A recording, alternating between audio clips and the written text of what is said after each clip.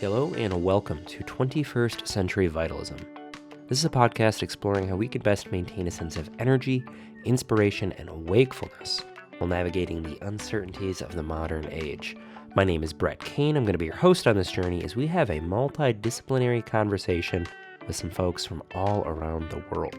This typically includes spiritual teachers, somatic therapists, artists, activists, environmentalists, pretty much anyone who I feel is not only talking the talk, but also walking the walk. Joining us on the show today is author, biologist, and bodyworker, Dr. Cindy Engel.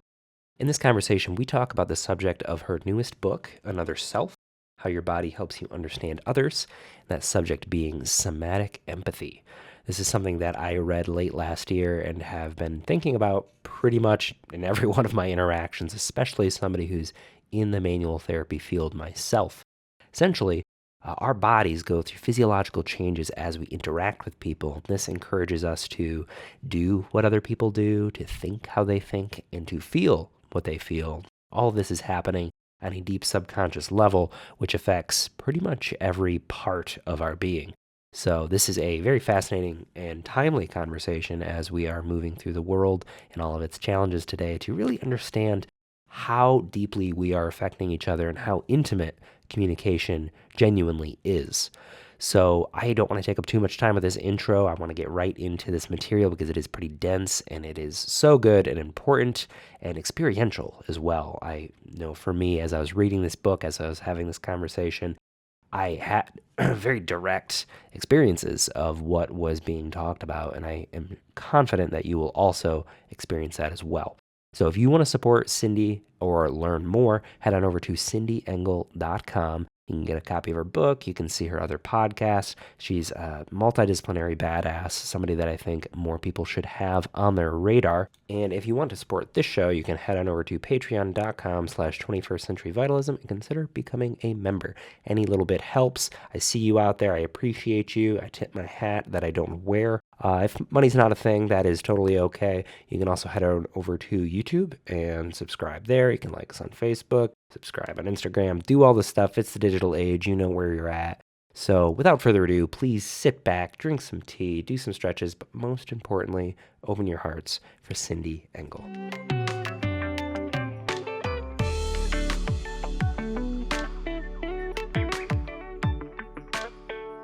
All right, so the starting pistol has been shot. Cindy, hello. Welcome to Hello. 21st Century Vitalism. Hello. Um, It's lovely to five be here. hours away. Yeah, it's so great to have you on. I read your book, Another Self, a little bit later last year, and just wow, there is so much there that I'm still chewing on, and it's a very experiential read. I've found that it really, as I'm interacting with just about anybody, there's this little awareness in the back of my head of like, whoa, there's some intimacy here that I guess I signed up for by buying the book, but so I want Oh, I to just see. Yeah. When wait. you were What's reading it, you were feeling it was intimate. Yeah, yeah, Ah. it definitely is. Mm. Yeah, there's something so immediate about this material, this notion of somatic empathy that you really articulate just so thoroughly. So, to bring listeners in who might not be Mhm. familiar with you, what is it that we're talking about when we say somatic empathy? Yeah, so somatic, it's really one aspect of the coordination that goes on between us. So you're going to have to excuse my cat, he's coming. um, when we're interacting with other people, we start to coordinate their actions and their facial expressions and their gestures. And we're all familiar with this. You know, you're sitting talking to someone who's doing this and you end up doing this. And here we go. I love the extra guest here. and we start to automatically imitate what's going on for other people when we're engaging with them. And what scientists have found recently is that goes much deeper than just what we can see on the outside. So what's happening is that our autonomic physiology is coming into coordination. So we're getting our heart rate and our breathing and our blood pressure and our skin conductance is all coming into sync with each other. And in the early days of the research, it was thought that this only happened between people in close relationships. Um, so that it was something like mothers and infants or lovers and so on. But now what fascinates me is that it starts to happen between us even if you're sitting next to someone on the bus. Mm. But it depends on your own attitude to that person. And so that's why I got interested in this and wrote a book about it, because I had to pull all this information together from physiologists, animal behaviorists, neurologists, and bring it all together in one place, because it is all one thing. It's all us coming into sync with other people. And why do we do that? That's what I was interested in. Yeah.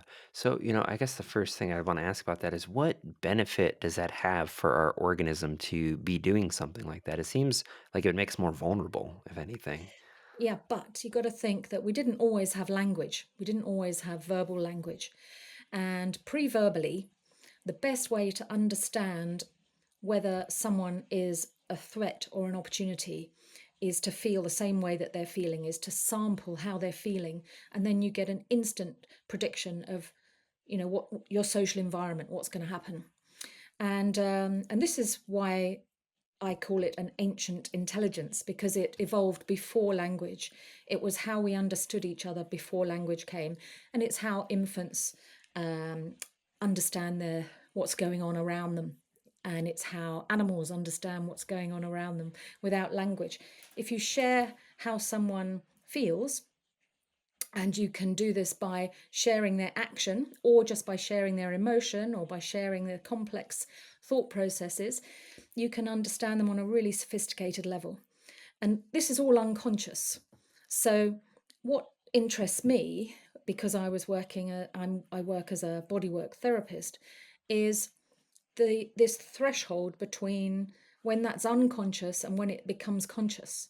When you start to realize that you are feeling how you're feeling because someone else is, not because you are.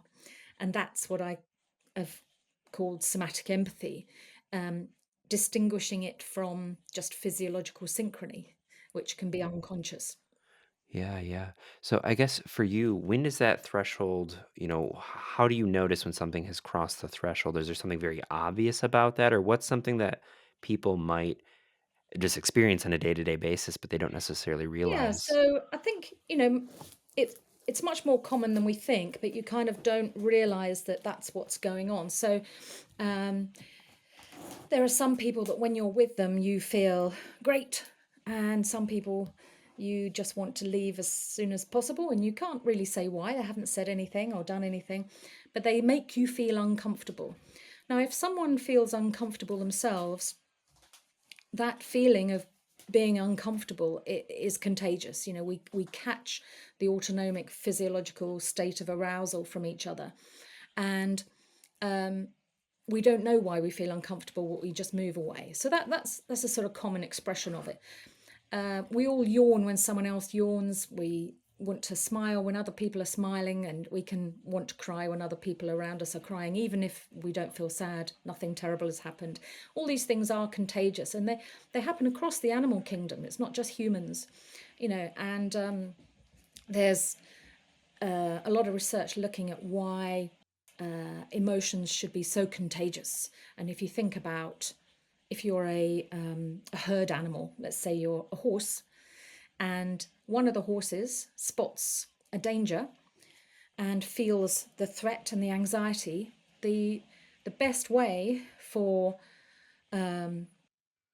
each individual to survive is to monitor, is to notice that anxiety really quickly without analyzing what is it, where is it, not needing to know what the danger is, just catch the emotion and run. And so humans, like many other species, easily catch all the threat emotions like disgust, danger, Yeah. fear. Yeah. Um, we do catch smiling and laughing and being joyful, but we're much more ready to catch the negative ones because it's all about survival. Yeah. So I guess I'm curious. I mean, I feel like In your book, you've kind of divided the mechanisms up as doing what other people do, feeling what they feel, and thinking.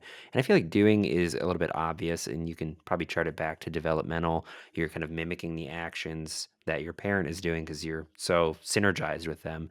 But, with feeling, I guess like feelings are such an amorphous thing, right? Like, I don't even know if I totally know what they are, feelings or emotions. How can something that we feel so subjectively internally kind of cross that barrier into somebody else's experience? Okay, so biologically speaking, I'm going to have to hold my cat because she's being such a pain. Biologically Um, speaking, I think that's a great idea. so um, we go back to doing what others do. When you automatically imitate another's actions, you get an experience that is shared. So I don't know how somebody feels when they're bouncing up and down, but if I bounce up and down, I get an experience of how they feel. And so I get a profound shared experience of comprehension. And that felt comprehension is working away beneath consciousness. So we don't give it much credence, but it feeds into higher consciousness about how we understand others. It feeds into what we call intuition. Yeah. Mm, mhm. When it comes to emotions, there's a lot of what I call assumptions of human exclusivity, where we think that humans are the only ones that feel emotions and that they are higher processes in the process of evolution. But in fact, they're very basic. So, emotions are what move you to do things, they're what motivate animals to change behavior. So, if we are scared, our physiology changes, our state of arousal changes, hormones change, odors change, blood pressure changes, all these physiological changes. And that is experienced as the emotion of fear. Mm, mhm. So, fear is not purely a mental construct, it's in the body. And when we're working with other people, especially in a hands on context, we're getting all that information about the state of arousal in their body. We're getting loads of information about their emotional state because it isn't in their head, it's in their body. Yeah. Yeah. And we can also do it from a distance. We can pick up emotion from a distance, just from facial expressions, just from body gestures. And we can do that unconsciously. And we know that because scientists can measure what happens to our body when we're shown photographs of other people with various emotions. Our body imitates their emotion, and we have no idea. We can even say, I haven't seen a picture, I've never seen that face, but we've had a response in the body. So, this process of automatically imitating in order to understand, in order to share and understand, it's not about because we want to be empathetic. It's because we need to know what's going on in order to survive. Yeah. Yeah, yeah. So, I mean, this might be a little bit of a dovetail, but with today's mediascape, we're Mm. bombarded with images and videos of just terrible things happening, and it evokes a really strong response. I guess what would your take on just the advent of modern communication over social media and Yeah, I think we're in real trouble because what we are now exposed to is the attention economy. Our attention is the economy, isn't it? So everyone is vying for just those few seconds that we're going to give to them. And the trouble is that attention is what controls somatic empathy. So mm-hmm. as soon as you put your attention somewhere, you are then going to automatically imitate in your body unconsciously what is going on in order for you to comprehend it. We can't comprehend a violent situation of one person killing another unless we are feeling what is going on. We have to feel in order to comprehend.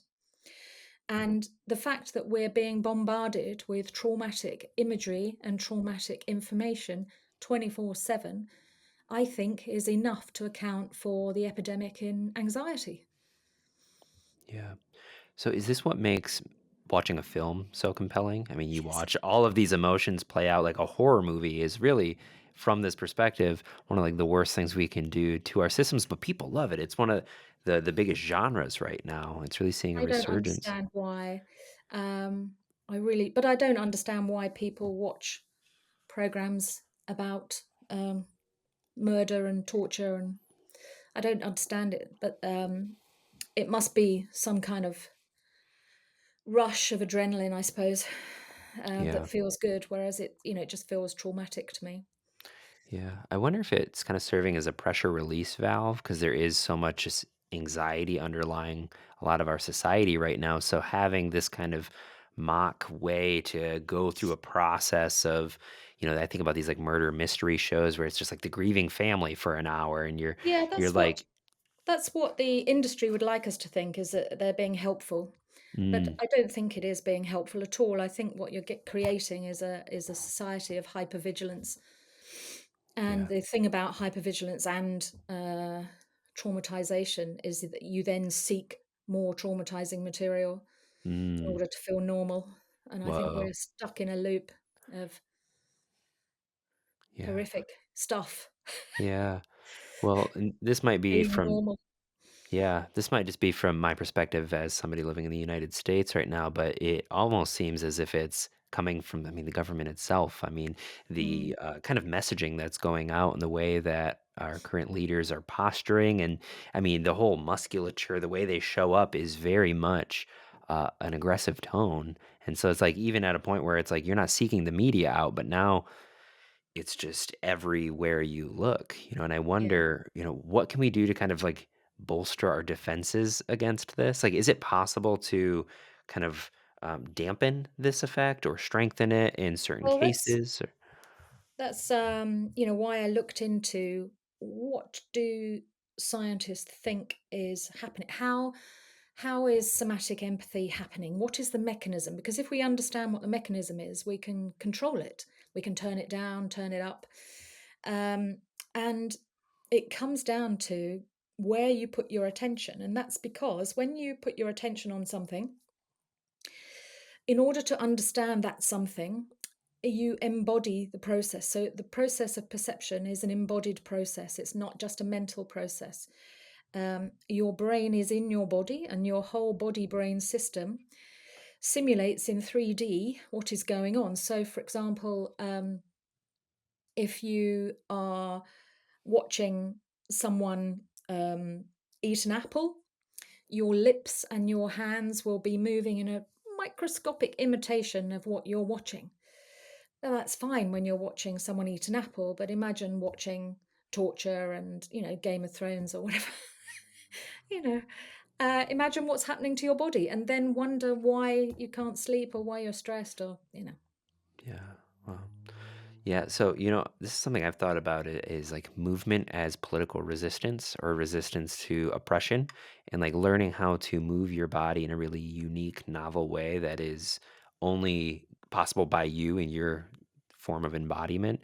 And there's something about that of like the way that the culture will set values for how specific like genders will move through the world, and to do anything outside of that is in itself kind of radical because it's kind of defying. So it's like embodying that and then starting there. Like if you're ever going to engage in the world and in a more resistive way, like it has to come from your embodiment. Yeah, I mean, I've put the idea forward that mindful movement is one of the ways to get out of this problem, to get out of the fact that we're constantly taking on very negative states from the information environment that we've got around us. And when you put your attention inwards, um, mindfully into, as you say, very unusual movements like Tai Chi, Qigong, yoga, things that we're not going to do in our everyday unless we have a practice, then you're using your brain in a different way and you start to think in a slightly different way. Yeah. Yeah. Yeah. So, there was one more of those mechanisms that I wanted to explore with thinking what Mhm. others think. And I think it Yeah. also ties in perfectly with especially bringing up the world of the social political situation. You go a great detail in the book on this, but I am curious, if we're thinking what other people think, how is that different than the notion of like mind reading or like what is happening there? So what scientists have found is that when we pay attention to someone else, when we're trying to understand them, our brain starts to process information in the same way as theirs. So we're not thinking the same thoughts, Mm-hmm. but we're thinking in the same way, which is very different, yeah? Um, and it helps us understand each other. We are group animals, apparently. We're a gregarious species, and the only reason we've survived to be where we are on the planet is that we've done an awful lot of cooperation and communication between us and a lot of altruism between us. And neuroscientists are now asserting that our brain can work in two different modes. It can work in solo mode, and then it switches into network mode, which is when it connects with other brains and starts to literally talk on the same wavelength. Um, they've shown this with a new technique called hyperscanning, and it sounds ridiculous, but it's only in the last 2 decades that scientists have been able to record what's going on in two brains at once while they're interacting. Before then, you just looked at one brain at a time while you did things to it. And as soon as they wired the two brains at the same time, they went, oh, they've gone into network mode. Who knew? Yeah. And now it's a huge area of research looking at what's called brain coupling. And brain coupling is really important when you are a therapist and when you're trying to help someone else, because you because your client is paying attention to you, their brain will start to work in the same way as yours, and so you can model particular states that you want to help your client. Yeah.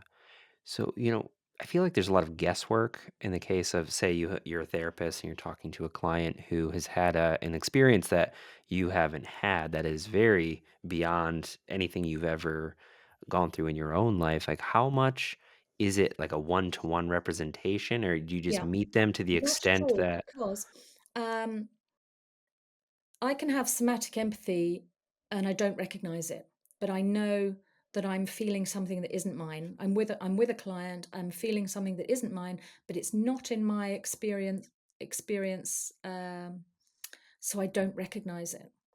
But on the other hand, we can imagine things that have never happened to us, and we can imagine what they might feel like. And so quite often what happens is that you can recognize something that's close. So in the book, I talk about a client who had fallen through 3 stories of a building when he was working as a roofer. And I didn't know this, but when I was working on him, I had terrible shock, nausea, that I recognized as something like a road traffic accident, because I've had a road traffic accident. And he said, no, I fell through, 3 stories. But the point is, it's shock.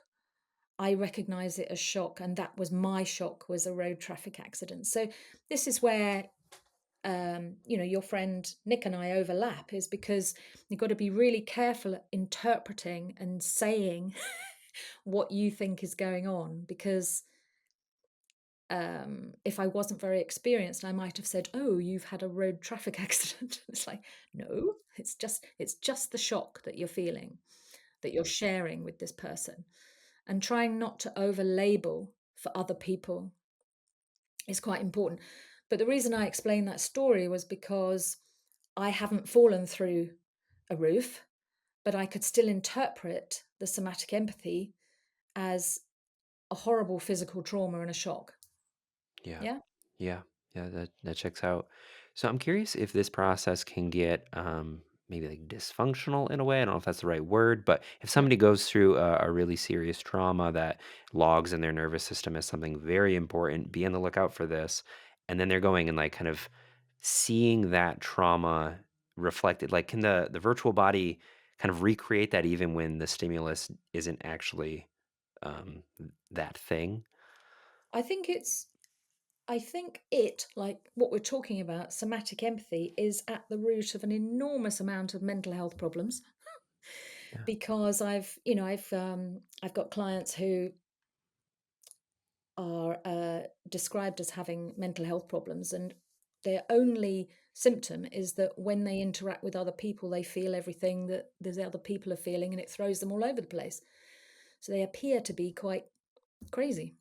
Yeah. Um, and that is being looked at. It's what's called the self-other distinction is being looked at because it is going to be so crucial in understanding quite a lot of mental health problems. It's also a massive problem for therapists not knowing what is mine, what is yours. And in some therapies, in some modalities, it doesn't matter.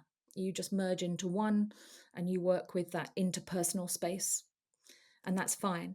But you've got to have an awful lot of skills to be able to get in and out of that at will and to Yeah. not let it go home with you. Right. Right. So I'm trying to bring all this out into the open so that we can talk about it and not feel that we shouldn't discuss it because it's too odd or people will think we're weird. I mean, it is totally normal. And the more we talk about it and the more we get the research brought in, the better we'll understand it. Yeah. So, for the people who have a very kind of fuzzy relationship with this, how can they maybe start taking the steps to kind of knowing themselves? Is Yeah. the effect that I had after reading this, I'd go down to the coffee shop, buy a coffee, and I'm like, oh, we're starting to like synchronize everybody I'm interacting with. I'm just as somebody who meditates a lot and is just curious about the nature of self. It's like how much of me is actually me, and how much of it have I borrowed from other people? So how can you start to differentiate and to really kind of secure a bubble? It's really interesting, and it's really touching on, the profound philosophy of what is self. Yeah. Because very shortly you get into, well, what is reality, and there you go. Yeah. But Yeah. what I suggest is we start from where we are, and mindfulness meditation, I think, is absolutely essential. You've got to know what your normal mind behaves like. Even if it's weird, it's to know that it's your weird, so Hmm. that when it suddenly changes to something else, you go, aha, okay, that's not me. That's me simulating someone else. And very, very important not to be fearful of this process. So that time and time again, I come across therapists or very sensitive empaths who say that they are um, constantly being taken over by people's bad energy. And I think that's a really unhealthy way to talk about what's actually going on. Because if we think about the embodied simulation model, you're not catching bad energy, you are simulating what you think is going on for this other person. It may not even be what's actually going on for them. It's what you have perceived is going on for them. And because you're scared, you're magnifying because of the threat. All your senses get magnified. When there's a threat to life, everything gets more sensitive. And so the unpleasant feeling gets stronger and stronger.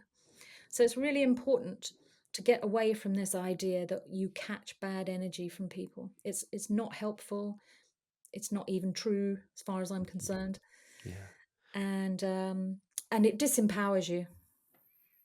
Yeah. Well, I feel like it kind of alienates you from an aspect of yourself because you're the one who's kind of creating the thing. So you're actually putting up walls within yourself to not feel something that is totally your own supply. Yeah, yeah. But I'm getting back to, how do you protect yourself? What do you do to take care of yourself?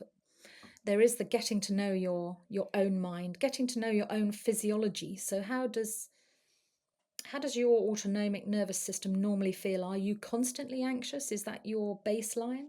Or are you really gently relax most of the time, so that when you suddenly feel anxious when you're working with someone, you know that's likely to be them.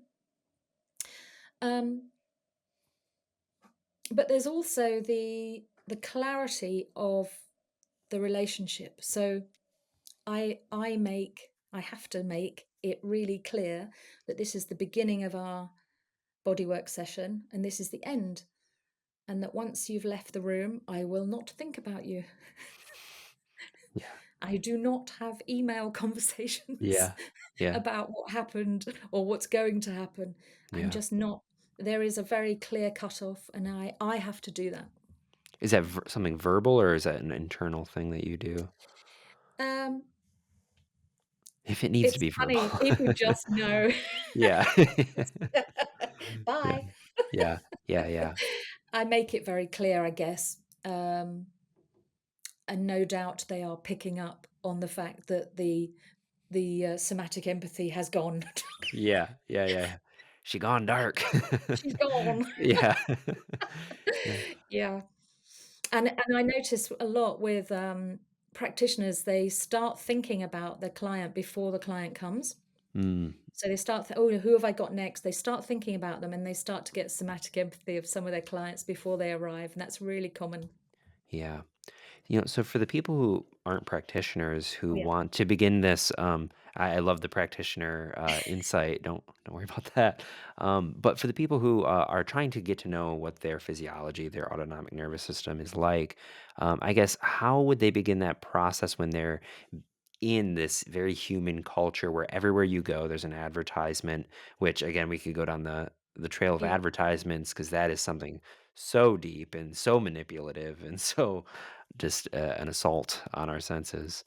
I, I'm, I think the best way is just a really healthy little bit of solitude in nature because it takes away all the human information. Yeah. All you've got around you is non-human information. And as your attention starts to shift onto nature, you're going to be simulating non-human things, Yeah. and that will be really clearing and cleansing, and you start to notice what your kind of baseline is. This what is you. Yeah. And I don't think there's a better way to get that baseline than to be on your own in nature, you know. And I find I find it very difficult to understand how people can manage themselves when they are constantly with others in some form, either on the phone or on the TV or around, just this constant interaction where you're Yeah. never with yourself. Yeah. Well, you see that a lot with cell phones here, with Yeah, social media, we're constantly bombarded by our network or people who aren't really in our network and you see their faces, you see the things that they're doing in yeah, life, their perspectives, and like we really don't allow ourselves any sort of downtime. You're waiting in the line at the no, deli and you're on your phone, there is no gap period in our no. lives. And the brain coupling thing is really relevant to what's going on with IT because the IT algorithm studies your behavior. It studies your unconscious behavior. So it very quickly knows you better than you do. Because the whole point about unconscious behavior is that we're unconscious. Yeah. We don't know what we're doing. Yeah. And so, my phone knows how much I look at YouTube. I don't. My phone knows what time I get up, what time I go to, it knows far more about me than I could possibly plot out. And as you know, it puts the right advert in front of you. It knows what you actually want. And it seems like it knows it before you know it, and so on and so Yeah. forth. And this is simply because it is recording what we actually do rather than what we think we do. Mhm. And they, I'm absolutely horrified by the way, parents are allowing children to allow their brain to couple with this AI algorithm on a smartphone and play games that will lead them to be spending money, games that will lead them down certain brand routes, and they'll have very little choice because it will feel like they want to do it because it will be from the unconscious up. Yeah. Yeah. And in the book, I talk about how when you use this hyperscanning to record what's going on in people's brains, you have someone playing a video game here and you have someone playing a video game in a different country. Their brains start to start to cooperate in order to play the game together. And the they are both coupling with the algorithm. They are both trying to comprehend what the algorithm will do next, what the game will do next. Because the way the brain works is a prediction machine. It's constantly trying to predict what's going to happen next. It's not actually recording what's happening now. It's predicting what's going to happen next. And so these kids are completely linked in to trying to predict what the game will do next. And it's just like leading someone by a rope. Yeah. Yeah. And kids' brains are going to be different. Yeah. Yeah. Well, there's a weird kind of feedback loop that ends up happening, especially with social media and the algorithm showing you what you want before you even know you want it. It's kind of you're co-opting this AI to kind of create who you are in a sense. Yes. It's Yeah, feeding you these things and you're like, well, obviously I kind of like this. And it really enforces things that are actually in the hands of kind of the people who are designing the AI more than your own agency. totally. Yeah. And the power of the artificial intelligence is so much greater than a child's intelligence that they don't stand a chance. Yeah. It's like putting a little kitten against a boxer, it's Yeah. like, Yeah, yeah, yeah, and saying play nicely. But yeah, it's it is concerning, and I think we are being much more manipulated than we feel. And it's not a conspiracy; it is a fact yeah. that when people make a film or when they make a video game, they make them immersive. That's the Yep. new word about it's got to be immersive. Well, immersion is somatic empathy. Mm, You are looking at something that's imaginary, it's fiction, but you're feeling it in your body. So, the games now, the shooting games, they have uh, an object in their hand that will feel like a gun. So we're just training people to shoot others, are we? yeah, yeah. So is there a way to kind of get to know the unconscious? Is there a way to make the unconscious conscious? Now that these things are kind of setting in grooves in our being, is there a way to Yeah. kind of till that up? I don't know any way other than to sit with your mind To- uh, and watch it. yeah. Sit with it and watch it go through the chaos, go through and come out the other side, and just keep sitting regularly until you know something about how your mind works. Yeah. Yeah.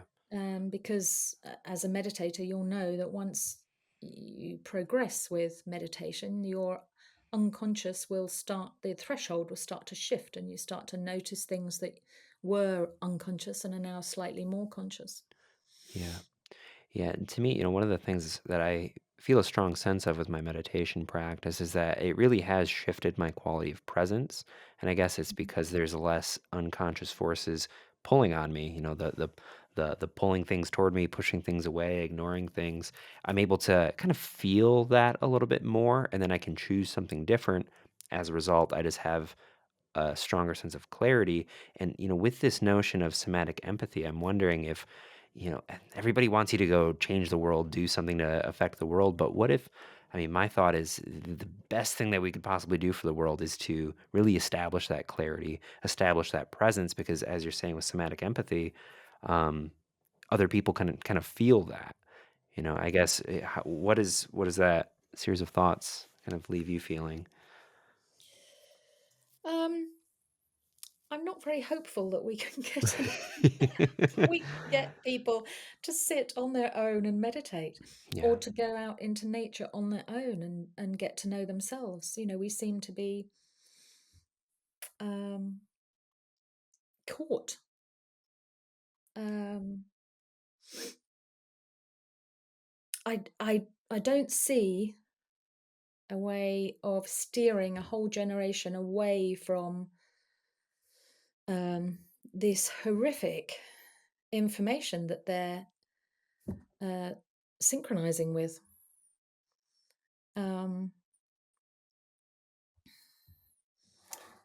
I don't think, well, it's not going to be legislated for because it's such a massive industry Yeah. financially. Yeah.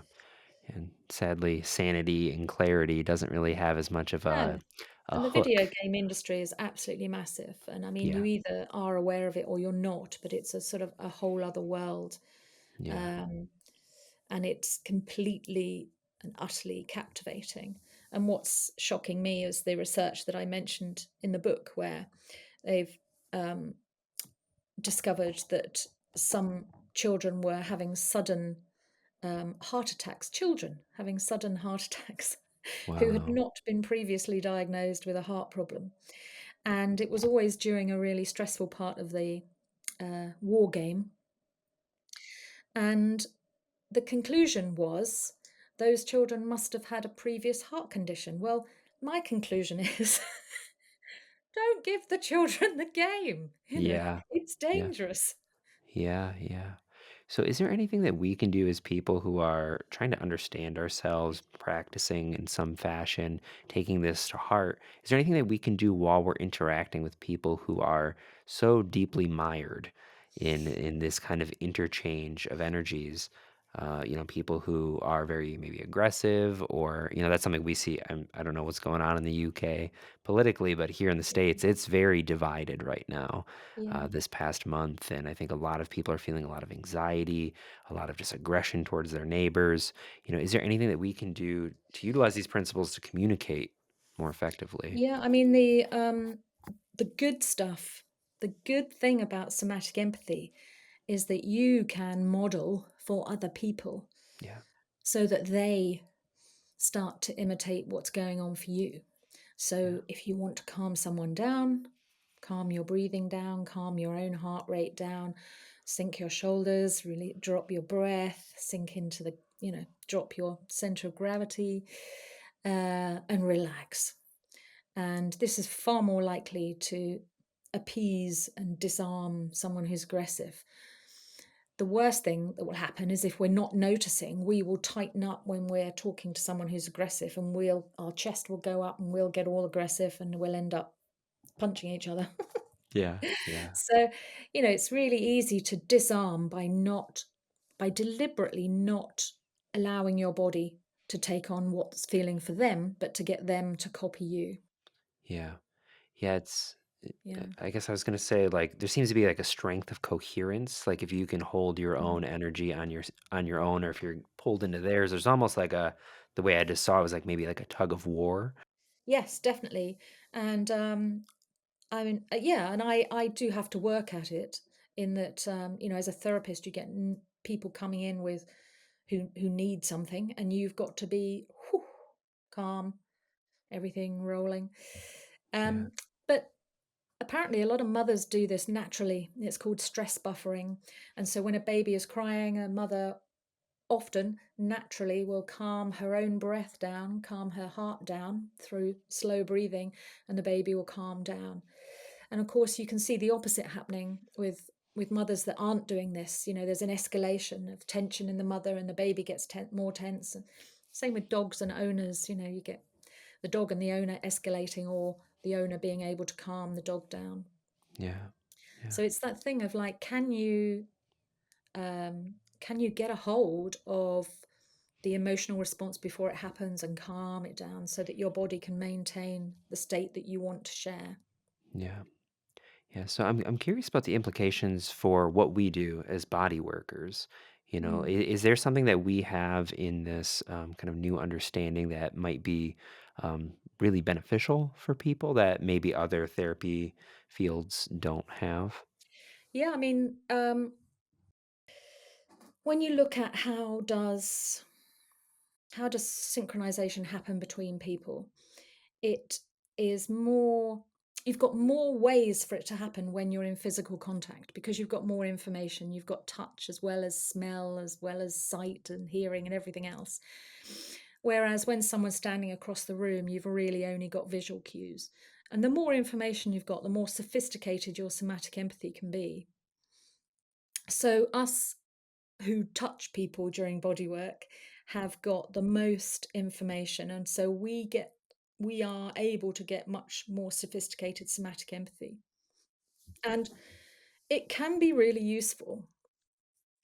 And I go around teaching workshops of how you can turn it up and how you can turn it down, and it can be useful because you get to know what they really feel like.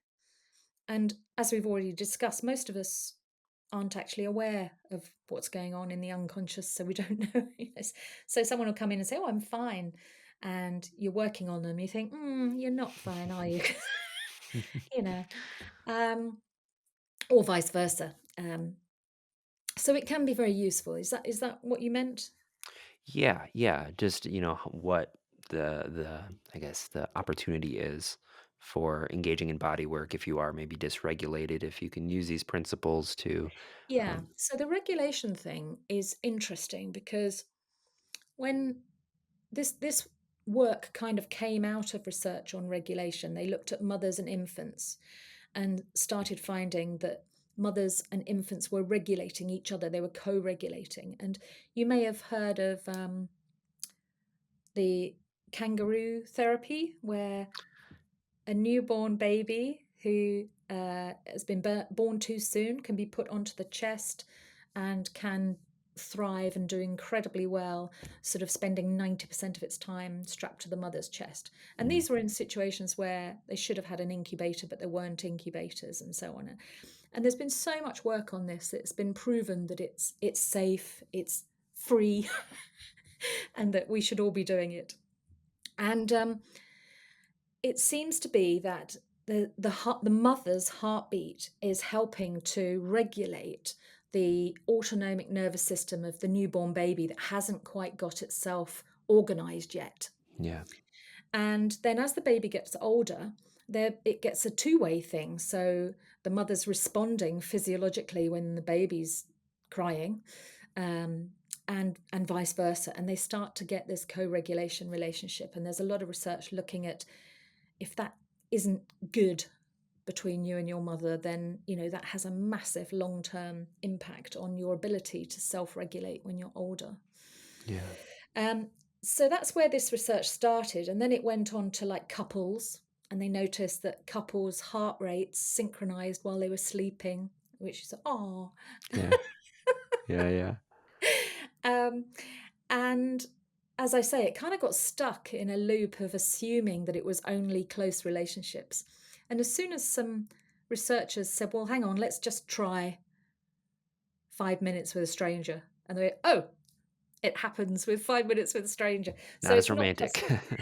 so it's not just between close relationships.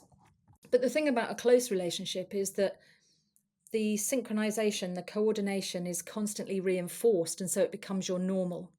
And then you Mm. imagine that you separate and you no longer have this co-regulation of your physiology going on. So it's not just that you're upset, you are Yeah. literally torn away, which explains, an awful lot about how people feel so physically Yeah. unwell Yeah. when they're grieving. Yeah. So is it possible that say I'm a massage therapist, I have a couple clients that come in every other week. Is there some kind of coordination that's happening there as well? Just the fact that I'm regimented into their schedule, they can rely on it. It's very consistent. Is that kind of I think adding so. into I that? I think that because it's all about pattern recognition, and I think what happens is therapist and client get into a pattern recognition, Hmm. and I I do wonder whether over years, you may reach a point where you're not doing any good anymore Mm. because you've come to a kind of agreement. Yeah. Yeah, yeah. I don't know. I've got no evidence for that. I just feel that, you sometimes get to a little place where you think, oh, we're just trundling along here. Yeah. Yeah, yeah, I've definitely had clients that ends up happening, and then Yeah. miraculously it ends up kind of fizzling Mm, out a little bit. mm. But is it possible that people who don't have other close people in their life, that could actually be a useful kind of Wonderful. Yeah. relationship? Yeah. Yeah, Yeah. yeah, And it answers that question that we have of like, why is non-sexual intimate contact so powerful? And it's because we have this there's one heart listening to another heart, and that's what they're supposed to do. yeah, yeah, They're supposed, and our brain is supposed to be networked to another brain. And we're really not designed to be completely solitary, wired up to a television or a computer. yeah, yeah. Well, I feel like with that kind of wiring up to the TV or the computer, it's a kind of like a one-way road. Like you're not really affecting anything, so there's no Absolutely. communication on a Yeah. very basic level. But I Mm. also think that's why it's worse. So there's this research about, it's not very nice, but there's research about soldiers killing from a distance using drones versus killing in the battlefield. And when they first designed killing from a distance, they thought that soldiers would use it like a video game and that they wouldn't care and that they'd be killing people left, right, and center. And what they found was that actually those who kill from a distance are far more traumatized. They get more PTSD. And I think it's to do with the mechanism of somatic empathy, in that they have to really study the little video screen of the person they're going to kill. And they have to follow them for ages. And they have to really embody them to predict what they're going to do next and then kill them. And that's not what you do, presumably, in a battlefield, you know. Yeah, I was gonna say on like the flip side of that, there's those programs where you can sponsor a child in a developing country. I wonder if that also kind of provides some of that, like the opposite of that benefit, where it's you really feel like a big dose of that somatic empathy because you're seeing updates on the kid and you're sending Yes, money, and lovely. then yeah, to try and That's balance it nice. out a little I bit. should have put that in the book. Yeah, a Yeah, little caring from anecdote. a distance. Yeah. Well, the distance stuff is interesting because it brings us back to this idea that is incorrect, I think, that, you're catching bad energy. Because the thing is, we can get somatic empathy over Zoom, but you can also get it, as you know, from watching a film that isn't true. Yeah. You can feel sick when somebody is sick on the television, or you can move your foot when they get their foot hit by a hammer. So you're getting somatic empathy with people who aren't even real. Hmm. And you can wire people up and you can show they're getting somatic empathy to cartoons. You know, if some cartoon cat hits a cartoon mouse with a hammer, the person's head goes vibrating. So we're getting somatic empathy about things that aren't even real. So there doesn't have to be any kind of energy transfer for it Mm-hmm. to happen. And I think that's really important to realize, that when people say, is it me or is it them? And the answer is, it's all you. Yeah. Yeah. Yeah. Wow, wonderful. Well, I feel like we're kind of rounding up to a pretty good place here. So I feel like that's that's where I feel pretty good about this. Is there anything else that you feel would be important for listeners to understand about this to maybe utilize some of these principles, or is just kind of like a maybe a warning for just the current age, or is there anything that you would just love to share before we sign off? I think I don't want people to be worried about picking up everyone else's stuff. And the reason I don't want them to be worried is because it will make it worse, but also because we're doing it anyway. You're picking up stuff from everybody. In order to comprehend the world, you have to embody as you perceive. So it's happening. And what we can do is just really try to get aware of where our attention is and what our attention is on. So, if you're spending time catastrophizing, stop. Yeah. Yeah. um, yeah, just really get um, more evidence for why it isn't helpful to have negative thoughts, because they are creating embodied perceptions the whole time. What we didn't talk about was when you're arguing with someone, when you have an enemy. Oh, yeah, And yeah. that's really important because you're focused on them and you're giving them a lot of attention. And if you really hate someone, they get all your attention and it's all magnified. And you are embodying all of that interaction that they're putting out, all the information they're putting out. So the most healthy response to someone we don't like is to completely ignore them. Yeah, yeah. I once heard that the opposite of love isn't hate, it's actually indifference. Yes, Because yes, again, hate is such a exactly. charged thing. It's way Yeah, too charged. Yeah, yeah, yeah. wonderful. Well, thank you so much, Cindy, for this. This Thank was, you. at first we were kind of like, oh, this is a lot of stuff, but I think we actually did a pretty good job Yeah. of covering it. So, I want to leave a little bit of space for you to also just kind of plug. You might have like a book out or something like that, or where can people stay in contact with you? And yeah, Uh, what's next yeah, I've got a for people? website. I don't know if that's probably the wrong way round. No, you can just slide it a little bit. There it is. Yep. Oop, too Yeah, far. Yeah. too far. Yeah, right Okay. there. Perfect. Sorry, your Okay, face is so covered, but I've got a website, cindyengel.com. Um, yeah, there's lots more details in the book about how somatic empathy happens, why it happens, and what we can do about it. Um, but yeah, don't worry. don't Just worry. That's get a a good grip tagline. of your attention. Yeah. Yeah. Yeah. Wonderful. Well, again, thank you so much. Thank Truly you. a pleasure to have you on the show, and I look forward Yeah. to reading your next book too. Thank you. Yeah. All right. Bye.